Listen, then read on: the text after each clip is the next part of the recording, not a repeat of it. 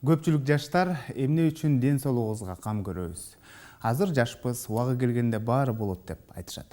Бирок адистер жашпы каарыбы адам баласы ар дайым ден соолугун ойлоп жүрүүсү зарыл дешет. Анткени биз ден соолугубузду ойлоп, ден соолугубузга кам көрбөсөк, ооруп калабыз дагы, ден соолук болбосо, эч кандай ой максаттарыбыз ишке ашпайт, жана ошондой эле ийгилик дагы жарата албайт экенбиз. Саламатсыздар, урматтуу телекөрүүчүлөр. Кайрадан сиздердин саламаттыгыңыздарды ойлогон Ден соолук программасы бүгүнкү шейшемби күнкү чыгарылышын сиздерге сунуштайт. Ардактуу телекөрүүчүлөр, бүгүн биз 40 мүнөт бою дени сак жашоо, бактылуулуктун символу деген теманын алкагында маектешебиз. Же болбосо канткенде биз ден соолукта жашайбыз деген теманын алкагында сүйлөшөбүз. Дал мына ушул тема боюнча эгерде сизде да кандайдыр бир суроолор жаралса, сөзсүз түрдө программа жүрүшүндө байланышка чыксаңыз болот. Байланыш үчүн телефондор 038 22 код аркылуу 244 87 номери жана ошондой эле WhatsApp номерибиз 77 менен 61 07 27 номери. Андан сырткары Instagram баракчасына дагы өзүңүздөрдүн сурооңуздарды калтырсаңыздар болот. Анда студиянын кадырлуу коногун мен сиздерге тааныштырып өтсөм. Гүлнара Абдыкалыкова Кара Суу районуна караштуу Нариман аймактык ооруканасынын реанимация бөлүмүнүн анестезиолог, реаниматолог дарыгери. Саламатсызбы? Студиябызга кош келипсиз. Кош болсун. Эң алгачкы суроо эле дал мына ушул темага байланыштуу. Адам канткенде оорулардын алдын алып, дени сак, жакшы жашайт. Бул жашоо өтө көп кырдуу, бирок жөнөкөй болот экен. Ушул суроого жооп бериш үчүн адам өзүнө канткенде адам бактылуу жашайт деген суроону өзүнө берип көргөндөр дагы бар экен, берип көрбөгөндөр дагы бар экен. Бул суроого жооп берип бактылуу жашаш үчүн 10 эрежени биз аткарышыбыз керек экен. Биринчиси, адам кайсы убакта өзүн бактылуу сезет? Биринчи бакыт бул дени сак, ден соолугу чың, тирүү тургандагысы биринчи бакыт болуп эсептелет экен. Экинчи бакыт өзүнүн балдарынын, жана жакын туугандарынын дени сак, тирүү, саламатчылыгы жакшы, жашоосу жакшы болуп тургандагысы экинчи бакыт болуп эсептелет экен. Үчүнчү бакыт ушул жашоодогу маселелерин же болбосо проблемаларын ийгиликтүү чечип алган учурда үчүнчү бакыт болуп эсептелет экен. Ушул 3 бакытты ишке жүзөгө ашыруу үчүн, жакшы жашаш үчүн адам дагы 3 алтын эрежени аткаруусу керек экен.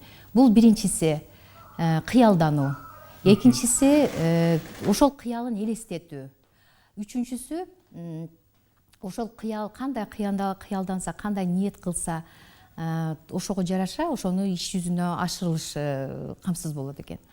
Эми ушул алтын эрежени ишке ашырыш үчүн дагы 4 принципти же болбосо 4 эрежени ишке ашыруусу керек экен. Биринчиси нормалдуу режимде жашоо, экинчиси нормалдуу тамактануу, үчүнчүсү жаман адаттардан арылуусу, төртүнчүсү жок дегенде күнүнө бир жолдон жакшы жаңылык, жакшы адаттарды өзүнө кабыл алуусу керек экен.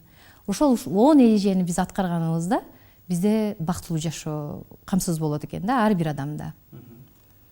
Жакшы. Негизинен мына ушундай дени сак жашоо деп айтып калдыңыз, анан туура тамактануу, анын ичинде сергек жашоо дегенде, биз мисалы ден соолугубуз чың болуш үчүн спорт менен машыгабыз да. Ошол кантип машыгыш керек? Анан кайсыл курактагылар кайсыл спорт менен машыкса жакшы?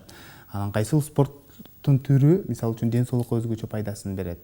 Балдарда, чоңдордо дал мына ушул багытта сүйлөп Бул спорт түрү менен машыгыш үчүн эң алгачкы ишти, жумушту дарыгерлердин кеңеш берүүсүнөн баштасак жакшы болмок да. Себеби ар бир жаштын, ар бир курактын өзүнө жараша мындай оорусу болушу мүмкүн. Ошол убакка карап туруп кеңеш берүү менен анан машыкса жакшы болот. Өзү 6 жаштан баштап, 6 жаштагы курактан баштап спорт менен машыкса боло берет. Көбүрөөк орто жаштагылар, карып орто жаштан өтүп калгандар болсо, алар сөзсүз специалисттин же болбосо атайын окутулган, атайын үйрөтүлгөн, же болбосо билим деңгээли ошолго жараша келген специалисттерден кеңеш алып туруп анан машыкса жакшы болот. Жаш өтүп калганда же болбосо орто жашка барып калгандардын булардын ден соолугуна жараша спорттун түрүн тандап берсек болот да. Себеби биринчи учурда бул адам спорт менен машыгыш үчүн ал өзүнүн каалоосу болуш керек. Анан ден соолукка өтө көп оор келбей тургандай, жеңил, өзүнө жаккандай болуп машыгыш керек да. Анан ар түрдүү оорулар болуп калышы мүмкүн. Ошол оорулардын түрүнө карап анан машыкканы дурус да. Албетте дарыгердин кеңеши менен анын ден соолугу, өзүнүн ден соолугуна, саламаттыгына карап туруп анан спорттун түрүн тандаган дурус дедиңиз. Жакшы. Анан биз көбүн эсе спортсмендер же болбосо дарыгерлер дагы айтып калышат, эртең менен чуркаган жакшы десе, кээ бирлери карама каршы. Жок, кечинде чуркаган жакшы. Кээ бирлери айтат, 2 саат жөн эле адам баласы күнүнө сейилдеп эле басып коюш керек. Ошол дагы чуркаган менен барабар деп айтып калышат да. Сиз дарыгер катары кандай жооп бересиз? Мен дарыгер катары бул биринчи учурда айтып атпаймынбы, бул адамдын өзүнүн каалоосу керек депчи. Эгер күнүгө бир дагы эме калтырбастан жакшы күнүгө машыгып жүрө турган болсо, бул адат болуп калат да адамгачы. Бул ошол спорттун түрү менен машыкпай кое албагандай болуп калат да. Сөзсүз ошо менен кызыгуу пайда болот. Ден соолугуна тийгизген таасирин байкаган сайын ал өзүнүн эмесине көбүрөөк кызыгышы мүмкүн да. Ошол учурдагы абалына, ден соолугуна, жакшы жашоо үчүн күрөшүүсү мүмкүн, кызыгып. Ошол каалоосу болуш керек биринчи учурдачы. Анан ошол специалисттин, дарыгерлердин кеңеши сөзсүз керек бул учурдачы. Оор келбеш керек, ден соолукка зыян болбогондой кылып. Көбүнчө биз дайыма эртең менен ачкарын машыгууга көп кеңеш беребиз. Бирок ошентсе дагы эртең менен катуу машыкпасын, катуу күч кетирбестен, организм ойгонуп, күнүмдүк эмесине, акыбалына туура келе тургандай болгон мезгилде машыкса боло берет. Жакшы. Саламатсыздарбы? Адам стресстен арылуу үчүн эмне кылыш керек деген суроо. Бул стресс деген бул организмде атайын бир гормон бар, адреналин деп коет. Бул адреналин адам стресс болгон убакта сөзсүз иштелип чыгат. Муну жок кылыш үчүн, же болбосо нейтрализация кылыш үчүн, же болбосо утилизация кылыш үчүн, жок кылыш үчүн сөзсүз машыгыш керек. Же болбосо жок дегенде басыш керек. Ошондо бул адреналин өзү эле жок болуп кетет. Организмге терс таасирин тийгизбейт. Демек, жаратылыш коюнунда басыш керек. Анан же болбосо өзүң жакшы көргөн бийлеш керек, басыш керек. Жакшы көргөн эмне жакшы көрсө, ошону менен алектениш керек. Алектениш керек. Ошондо бул гормон жоголуп, нейтралдашып кетет. Адамга таасири тийбейт. Жакшы, биз негизинен мына ушул туура эмес тамактануу, сергек жашоо образында жашабай, жана ошондой эле биз көп ойлонуу менен, же болбосо бир ушундай кайгыга батсак, ошодон чыга албай эле, стресстен чыга албай эле ушундай оорулар чакырып алышыбыз мүмкүн да. Бул канчалык деңгээлде организмге кооптуу экендигин дарыгерлер жакшы билет. Канчалык, мисалы үчүн мен көбүнчө оорулар кайрылган убакта мен көп ушинтип кеңеш берем да. Көп ойлонуп, көп эме кылып олтура берген бул өтө зыян да организмге. Сөзсүз кыймылдап, бул гормон стресса деп коет, ушуну жок кылганга аракет кылыш керек, ырдаш керек, бийлеш керек. Эгер көпкө чейин ойлонуп отура турган болсо, бул атайын өздөрүнүн мындай сүйгөн органдары бар да. Мисалы үчүн биринчи очередь нерв ооруларын чакырат, нервный системага көп таасир этет. Экинчи учурда жүрөк менен көзгө, көрүүсүнө чоң таасирин тийгизет. Үчүнчү орунда бөйрөктүн иштешин бузуп коюшу мүмкүн. Ошондуктан бардык нерсенин жолу бар да. Стресстин дарысы бул кыймыл. Сөзсүз кыймылдаш керек. Негизинен көптөгөн оорулардын алдын алам десең, туура тамактанууну дагы биле жүрүш керек деп айтып калат да. Сиз туура тамактануу жөнүндө жалпы тил көрүүчүлөргө кеңеш берип өтсөңүз, кандай тамактар сунуштайсыз, адам баласы кантип тамактаныш керек? Туура тамактануу бул жашоонун эң негизги өзөгү деп эсептелинет. Себеби туура тамактанган адамдын денеси дайыма соо болот, ден соолугу чың болот да. Биринчи тамактануунун башталышы бул 7 менен 9-дун ортосунда. Буну алгач кытайлыктар, андан кийин башка илимпоздор далилдеп чыгышты. эртең менен саат 7 менен 9 ортосунда биринчи завтрак деп коебуз, эртең мененки тамактанууну сөзсүз аткарыбыз керек. Андан кийинки тамактануу ар бир 2 саатта. Бул тамактануу аябай биз үчүн өтө чоң маанилүү нерсе деп эсептелет. Себеби тамактанганда сапаттуу болуш керек тамактануубуздун деңгээли. Ар бир оозуңарга салган тамактын бөлүгүн 32 жолдан чайнап, суюктук болсо тамчылатып ичүүбүз бул качан эле далилденип бүткөн да. Ошондой кылып тамактанганга аракет кылышыбыз керек. Ар бир 2 саатта. Ар бир 2 саатта. Ошондо ар бир 2 саатта эсептегенибизде күнүнө 6 жолку тамактануу келип чыгат. Организм мындайча айтканда ашказан 3 бөлүктөн турусу зарыл да. Биринчи бөлүгү тамак, экинчи бөлүгү суюктук, үчүнчү бөлүгү абадан туруш керек. Ушул 3 абалды биз өзүбүзгө камсыз кылыш үчүн биз 32 жолдон чайнап, сууну тамчылатып, суюктукту ичсек, ушул акыбал өзү эле жаралат экен да. Ошондой кылсак, тамактануунун сапаты өтө жакшы болот. 7 даамды сөзсүз тамактын рационунда болуш керек экен. Кайсыл даамдар? Шире, баардыгынан ооз тийишке, даам татуу эле керек экен да. Шире, кычкыл, туздуу, ачуу, өтө ачуу, кондитерскийлер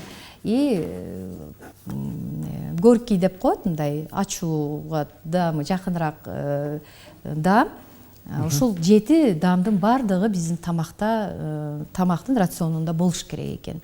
Ар бир жолу мисалы үчүн эртең менен тамакта, түштөнүүдө же болбосо 2 сааттан кийин тамактанууда сөзсүз түрдө 7 даамды коюшубуз керек. Баардык учурда 7 даам болуш керек экен. Ошондо биздин баардык бул тамактанууну, ойлонуу, баардык биздин жашообузду бул нерв системасы башкарып атпайбы? Нерв системасы ошол 7 даам организмге киргенде гана тамактануунун эң жакшы учуру деп туруп өзүнө кабыл алып бекитеткен да. Эгерде туура эмес тамактансак, анда уже ар түрдүү оорулардын келип чыгышы башталат. Ошондуктан сапаттуу, өз учурунда туура тамактанууга биз шарт түзүшүбүз керек өзүбүзгөчү. Азыр көрүп жаткан көрүүчүлөр дагы ушул суроону берсе керек. Эмне 2 сааттан баштап тамактана турган болсок, анда кечке эле тамактанып олтура бериш керекпи деген суроону бериши мүмкүн да. Анын негизинен мисалы үчүн кайсыл азыктар организмге өтө пайдалуу? Даамдарды айтып кеттиңиз. Кайсыл азыктар элге жеткиликтүү болуш үчүн мол тамактар жакшы организм үчүн өтө керек деп ушундай айтып атсаңыз. Илимпоздордун далилдерине караганда, эт тамактары менен камыр тамактарын бирге колдонгонго болбойт. Организм үчүн оорураак болуп калышы мүмкүн. Камыр тамактарын көк чөптөр менен бирге же болбосо эт тамактарын көк чөптөр менен бирге кылып, ушундай эме менен тамактануу зарыл да. Ошол 7 даам деп атпайбы мен? 7 даамдын баардыгынан биз ооз тийгендей болгондо эле ошол нерв системасынын борбордук бөлүгүндө ошол тамактанууну, ачка жүрүүнү контролировать эте турган, ишин контролдой турган борборлор бар да. Ошолор жакшы насыщение деп коет, жакшы кабыл алат экен да өзүнө бул процесстердичи. Ошол учурда тамактануу жакшы болуп өтөт экен да. Ошон үчүн сөзсүз 7 даам болуш керек. 7 даам дегенде ушу мөмө жемиш, көк чөптөр, эт тамактары, эмелер. Эми 32 жол чайнаганда айтып атпайбы? 32 жол бул илимий түрдө далилденип атпайбы? 32 жол чайнаганда болду эме тамак жөө процесси, тамактануу процесси өзү эле жакшы деңгээлде өтөт деп атпайбы? Ошентип далилдеп атышпайбы? Жакшы. Гүлнар эже өткөн жуманын аягында 12 май мээде айымдардын эл аралык күнү белгиленди. Буга карата республикабызда ар кайсыл ооруканаларда мээде айымдардын урматы үчүн ар кандай иш-чаралар өттү да. Мына ушул күнгүн урматына Өзгөн район мырзаке жалпы практикалык борборунун жамааты дагы мээде айымдар күнүн өзгөчө шаң менен өткөрүштү. Анда жалпыбыз биргеликте мына ушул багыттагы видео материалга көңүл бурсак, андан соң кайрадан жолугушабыз. Абилет Агайкулова бүгүн күндөгүдөн эрте туруп, жакшы көргөн кийимин кийип, жакын саналаш кесиптештерин көрүүгө шашты. Анткени 1 жыл бою күткөн 12 май эл аралык медайымдар күнүн эже 28 жолу кесиптик майрам катары белгилеп отурат. Эми бул мен өзүм ардактап сүйүп окуп ушул кесиптин аркасынан жашоодо жашап атканым үчүн сыймыктанам. Ошон үчүн ушул кесибим үчүн 12 майды мен чыдамсыздык менен күтөм. Быйылкы жылы ушу өзүм менен кошо иштеген кесиптештерим менен биргеликте башкача өзгөчөлөнтү өткөзөлү деп майрам белгилеп аткан мезгилибиз. Абиле эже сыяктуу бул күндү көптөгөн ак халатчан эжейлер чыдамсыздык менен күтүшөт. Дал мына ушул медайымдардын күнүн Өзгөн район Мырзаке жалпы дарыгерлер практикалык борбору өзгөчө даярдыкта өткөрүштү. 270тен ашык коллектив иштейт. Анын ичинен 150 орто медайымдар эмгектенишет. Бүгүн ушу орто медайымдар күнүнө карата 12 май бул эл аралык медайымдар күнү болуп эсептелгендиктен биз өзүбүзчө дагы ушул чоң коллектив болгондуктан ушул медайымдардын күнүнө карата бир конкурстарды уюштуруп, коллективибизди куттуктап, медайымдардын эмгегин баалап, алдыңкы иштеген медайымдарды бир стимул катары майрам уюштуруп, ушулар менен майрам дайым эле боло бербейт. Бул майрамды көптөн күтөбүз. Ооруканада өзүндө ар дайым белгилейбиз. Быйылкы жылы өзгөчөрөөк региондорду өнүктүрүү жылына карата маанайыбыз көтөрүңкү. Мына ушул күндүн урматына уюштурулган иш-чарага айыл өкмөттүн башчылары, кызматкерлери келип, медайымдардын үзүлүү эмгегин баалап, грамота сыйлыктар менен сыйлады.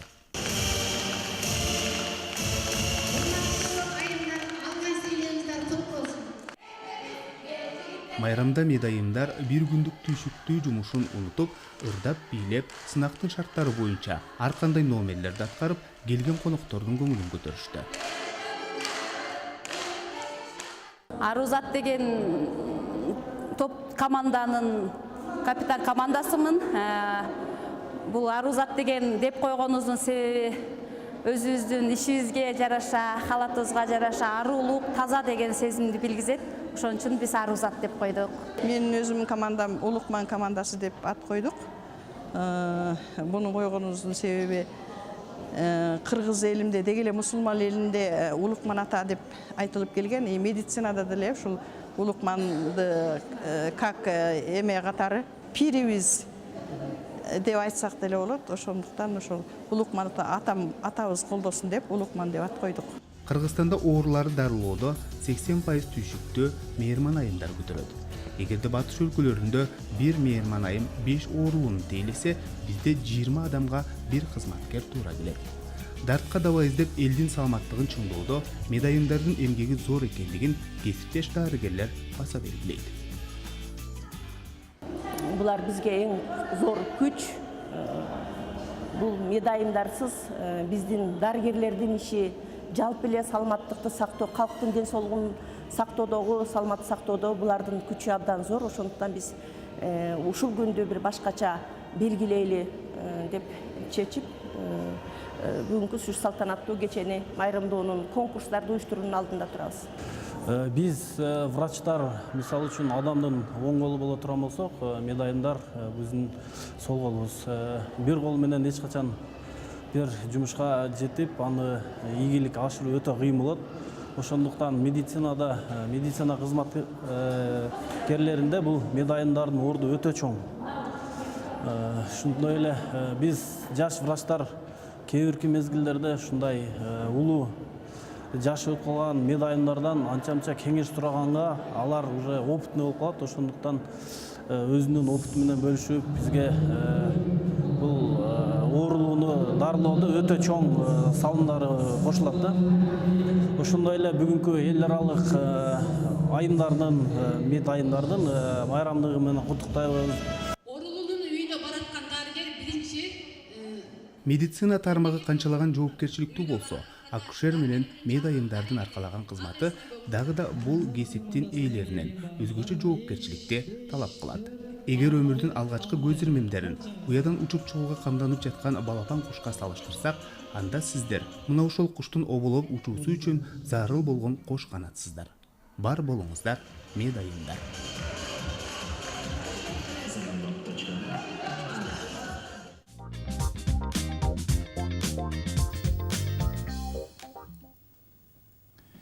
Сіздер Түз эфирде ден соолук программасына ортоктош болуп жатасыздар. Ардактуу телекөрүүчүлөр, бүгүн биз ден сак жашоо, бактылуулуктун символу деген теманын алкагында маектешип жаткан кербезибиз. Эгерде суроолор болсо сөзсүз түрдө байланышка чыгыңыздар. 032 код аркылуу 24487 номери студиябыздын жана ошондой эле WhatsApp номерибиз 777 61 07 27 номер. Маегибизге кайрылып келсек, телекөрүүчүлөрдөн аябагандай көптөгөн суроолор келе баштады.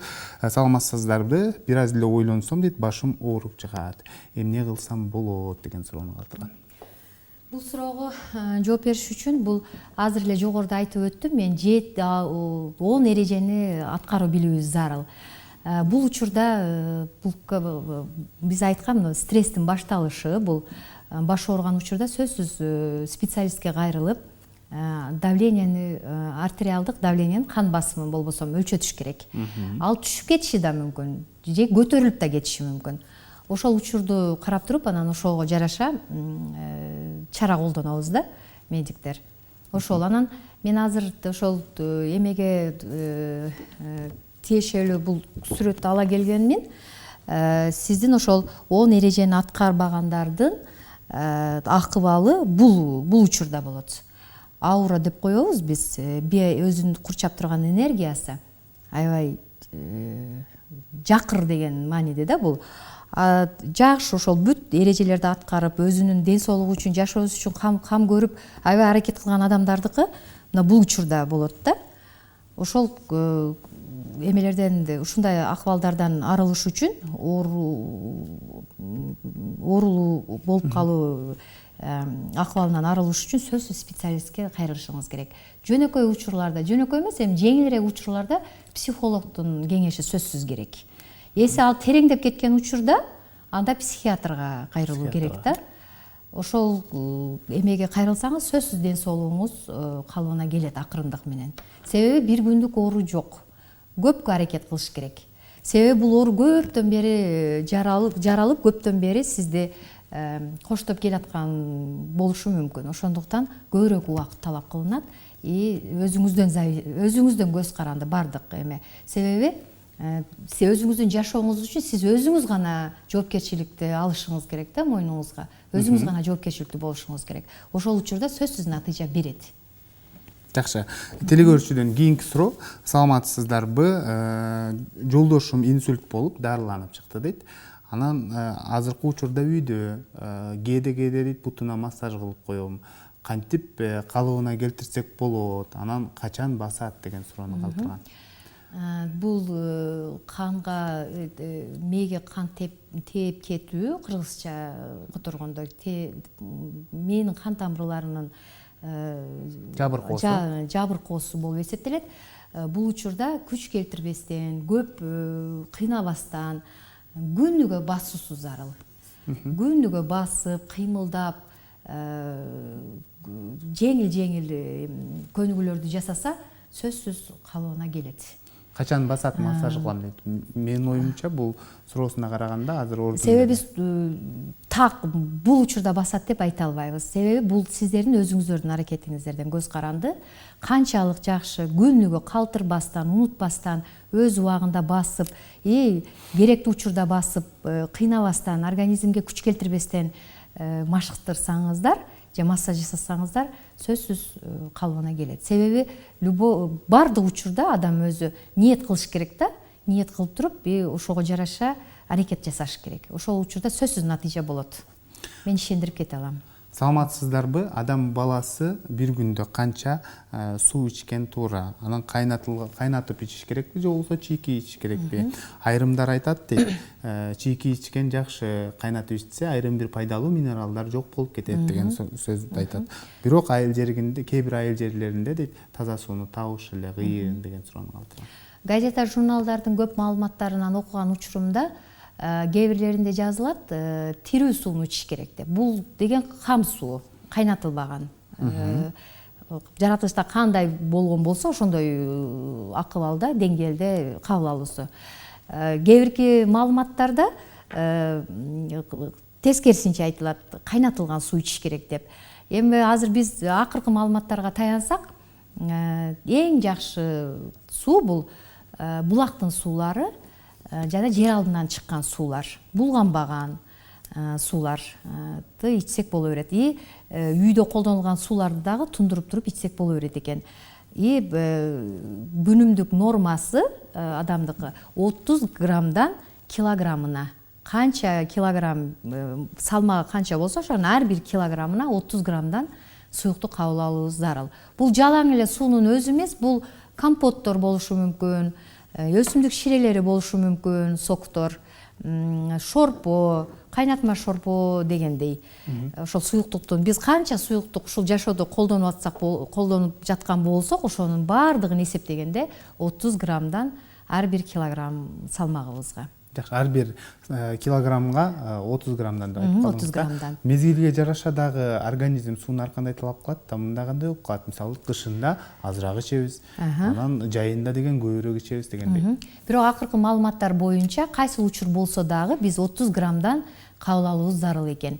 Эгерде сиз мына баардыгынын эле башында өтөт, бул болуп эле жаткан учур, өтө күн ысып кеткен учурда биринчи 200 граммды ичет, анан 400 грамм ичет, 600, анан 1 литрге жетет, анан 2 литр, 3 литр болуп кетип сиңбестен ич көпкөн учурларга алып келген учурлар байкалат да. Эгерде сиз шашпастан ушул программаны көргөндөн баштап, ушул минуталардан баштап каалаганыңыздай бир идишке, жакшы көргөн идишиңизге сууну куюңуз. И ошону мен айттым го, тамчылатып ичип отурсаңыз, сиз уже ошонун жарымына жеткенде уже организм өзү эле кабыл албай коет. Ошондой эреже менен ичип жүрсөңүз, жазында дагы, күн ысыкта дагы, күн суукта дагы сиздин суюктукту кабыл алуу акыбалыңыз бирдей болот. Тамчылатып дегенде кандай? Тамчылатып ичиш керекпи? Тамчылатып аз-аздан, же болбосо өтө шашылсаң дейт, бир иче турган сууңду жок дегенде 3 бөлүп ич деп жазылып жатат да акыркы маалыматтарда.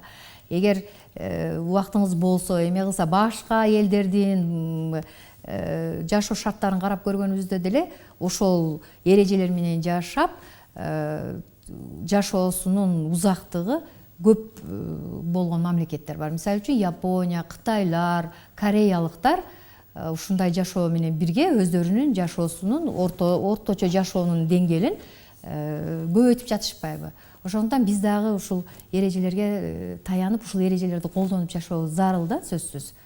Ошондон адамдын жашоосу сапаттуу болот, узак болот деп айтылат. Жакшы, дал мына ушул тема боюнча даярдалган видео материал бар эле, анда жалпыбыз биргеликте мына ушул сюжетке көңүл бурсак, андан соң кайрадан жолугушабыз.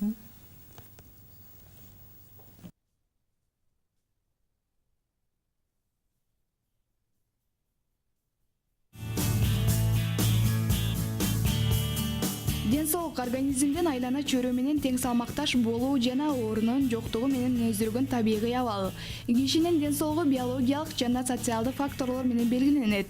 Ден соолук ооруга карама-каршы түшүнүк. Оору баштала электе оору алдындагы абал болот. Анда организмдин коргонуу жана ыңгайлуу күчтөрү өтө жогорулап же басаңдаганда, демейде оорунун пайда кылбаган зыяндуу фактор мындай шартта ооруну козгошу мүмкүн. Дени соо кишинин организминдеги айрым өзгөрүүлөр, мисалы жашка жараша.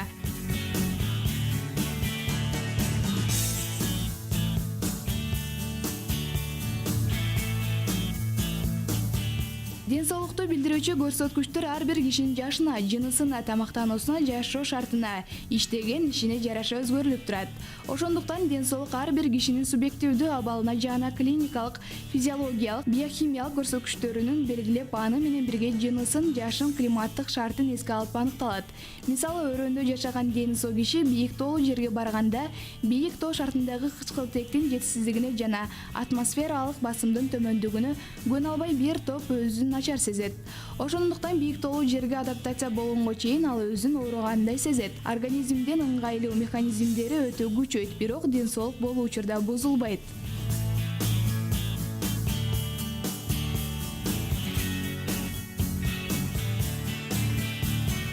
Калктын ден соолугун төрөт саны, өлүмчүлүк оорукчандык, кишилердин дене өрчүшү, өмүрдүн орточо узактыгы белгилейт. Калктын ден соолугу реалдуу эмгек акысы, иш күнүнүн узактыгы, эмгек жана жашоо шарты, тамактануусу, саламаттык сактоо жана санитариялык абалы таасир этет. Жеке кишинин жана калктын ден соолугунун коргоонун илимий уюштуруучу организмдин коргонуу функциясын күчөтүүгө жана кишинин ар кандай оору козгогуч менен тыгыз байланышын алдын алуу шарт түзүүгө же организмдеги алардын таасирин басаңдатууга негизделет.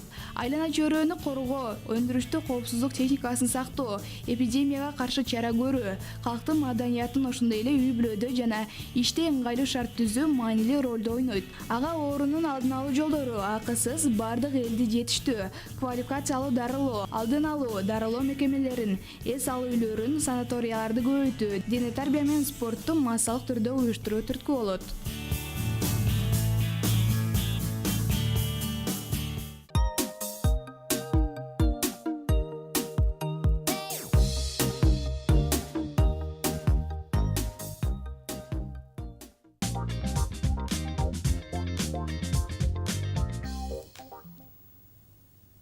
Биз түз эфирдебиз. Ден соолук программасында дени сак жашоо, бактылуулуктун символу деген теманын алкагында маектешип жаткан кирбезбиз. Маегибизге кайрылып келсек, телекөрүүчүлөрдөн аябагында көптөгөн суроолор келе баштады.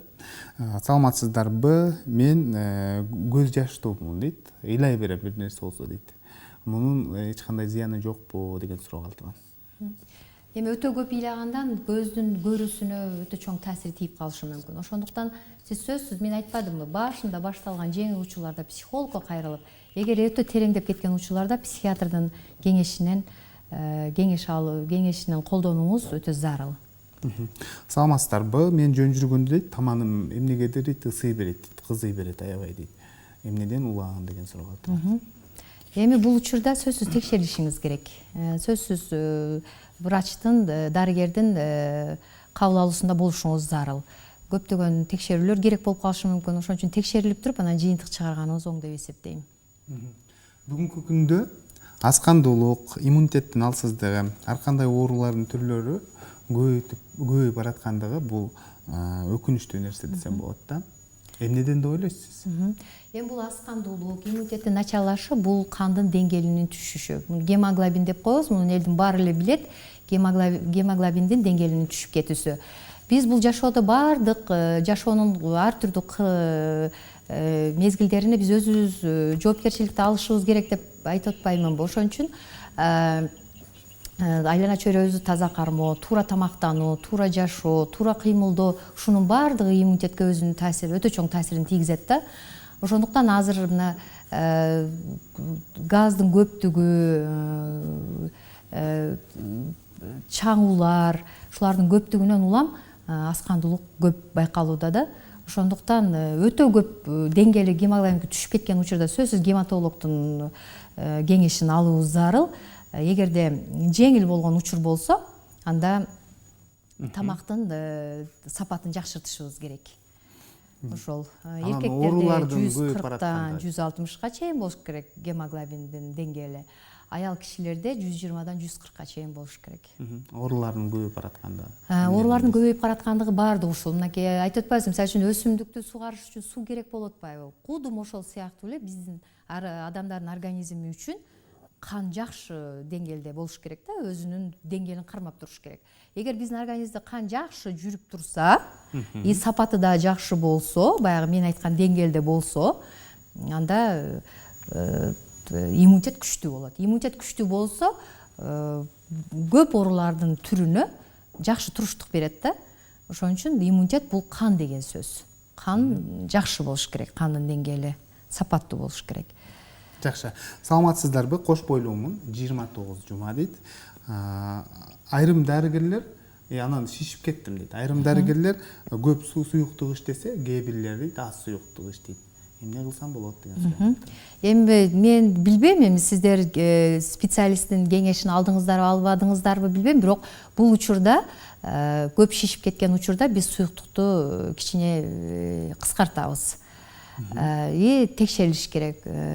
Балким бөйрөгү ооруп жаткандыр, балким кан аздуулук бардыр. Кан аздуулуктан дагы организмде шишик пайда болот. Жана бөйрөк ооруларында дагы организмде шишик пайда болот. суу кармалып калат да чыкпастан. Ошол учурда сөзсүз текшерилип, специалисттин кеңешинен сөзсүз пайдалануусу зарыл. Саламатсыздарбы? Мен бир нерсеге бат ачууланам дейт. Анан ушундай ачуум келген учурда ачуумду басуу үчүн эмне кылышым керек, эмнелерге көңүл бурушум керек, өзүмдү кантип тынчтандырам деген суроonu калтым. Бул деле кайрадан ошол. Эгер аз кандуулук болсо сизде, бул да ошонун белгиси болуп эсептелет. Каны толук адамда, туура тамактанган, спорт менен машыккан адамда мындай белгилер байкалбайт. Бул да ошол аз кандуулуктун бир белгиси деп эсептесек болот. Себеби кан аз болгон учурда сөзсүз тамак аштын жетиши организмге, кислороддун жетиши начарлайт дагы. Анан адамдын организминде ошондой белгилер пайда болуп баштайт. Сөзсүз дарыгердин кеңешин алууңуз зарыл. Бүгүнкү күндө көпчүлүк ата-энелер балдардын саламаттыгына өзгөчө көңүл буруп, анан балдардын иммунитетин кантип көтөрөм деген ата-энелерди көп кезиктире турган болдук да. Ошол эле учурда биз балдардын ден соолугун чыңоо үчүн аптекалардан, дарыканалардан ар кандай витаминдерди алып берип жатабыз да. Канчалык деңгээлде пайдасы бар? Баланын ден соолугу жакшы болуп, иммунитети жакшы болуш үчүн эненин ден соолугу жакшы болуш керек. Эненин ден соолугу жакшы болсо, анан жакшы ден соолугу чың, каны жакшы энеден жакшы бала төрөлөт. Ал эми дарыларды алсаңыздар дагы ишеничтүү булактан алып ичкениңиздер жакшы. Себеби срогуна караш керек. Кайсы мезгилге чейин бул дары жарайт, же болбосо срогу өтүп кеткенби, ошого карап туруп алып ичиш керек. Мына ушул витаминдер жалаң пайдасын келтиреби, же болбосо алардын курамында да кандайдыр өлчөмдө химикат бар да. Ал зыян дагы келтирип коюшу мүмкүнбү? Эгерде лицензиясы болсо, сертификаты болсо, далилденген болсо, ишеничтүү болгон болсо, эгер биз ала турган булак, кеңири алып иче берсек болот. Дарыны кандай жерде сакталды, кандай жерде эме кылды, гарантиясы менен болуш керек да. Ошон үчүн мен көбүнчө кеңеш берип атканда сурап, карап алгыла деп кеңеш берем да. Биздин жазганыбыз башка, ал дарыны алып кандай акыбалда аны кабыл алып атат. Ошол учурга көбүрөөк көңүл буруш керек да. Анан өзүнүн дозировкасы болот, өзүнүн өлчөмү болот, андан ашырбаш керек. Эгерде каны аз туруп витаминдерди берсеңиздер, бул учурда ооракерчилик эле пайда болот. Себеби каны толук гана адамга биз микроэлементтерди, витаминдерди берсек, жакшыраак жугат да организмгечи. Эгер кан аз мезгилде бере турган болсо, анда жукпайт. Ошон үчүн мен канды толтуруп алып туруп деңгээлин, анан витаминдер менен башка микроэлементтерди кабыл алуусуна көп кеңеш беремин. Жакшы. Толуп кетүү дагы бул оору деп айтылат да. Негизинен 30 жаштан кийин адам организминде зат алмашуу бузулгандан кийин ушундай толуп кетүүлөр байкалат дейт.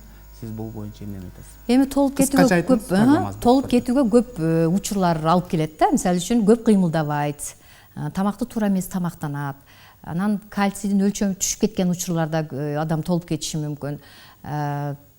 Көп зыяндуу тамактарды кабыл алган учурда, мисалы үчүн майлуу, куурулган, өтө таттуу тамактарды кабыл алган учурда, көп өлчөмдө кабыл алган учурда толуп кетүү сөзсүз болот, байкалат.